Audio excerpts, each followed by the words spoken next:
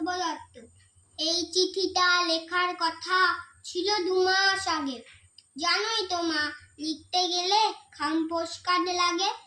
আমি কি আর পোস্ট অফিসে একলা যেতে পারি? আমার যাওয়া বলতে কেবল পল্লবীদের বাড়ি। তাও ভাগ্যিস এক পাঁচিলে, খুব উঁচু নয় তাই 5-6টা ধান ইট সাজিয়ে টপকে চলে যাই। ছোটদাকে রোজ বলতে বলতে আজকে হলো দয়া, জোড়া শালিক দেখলাম বলে দিনটা এত পয়া।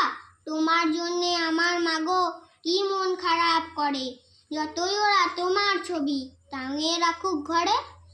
তাতে কি আর মন ভরে মা, সত্যি বলছি শোনো। ছবির মা কি আদর করে, গল্প শোনায় কোনো?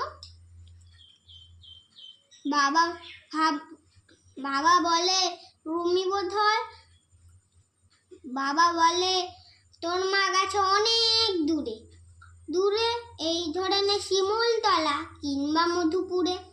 বাবা ভাবছে রুমি বোধহয় আগের রুমি আছে, উল্টো পাল্টা যা হোক কিছু বুঝিয়ে দিলেই বাঁচে।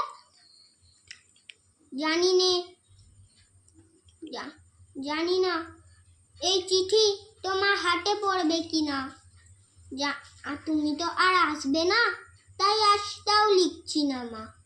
একটা কথা চুপি চুপি বলছি তোমার শেষে, তোমার রুমি ভালোই আছে তার সে নিজের দেশে। ভালো থেকো মা, আমার কথা মনে পড়লে বলো। এবার উঠি, পিয়ন কাকুর আসার সময় হলো।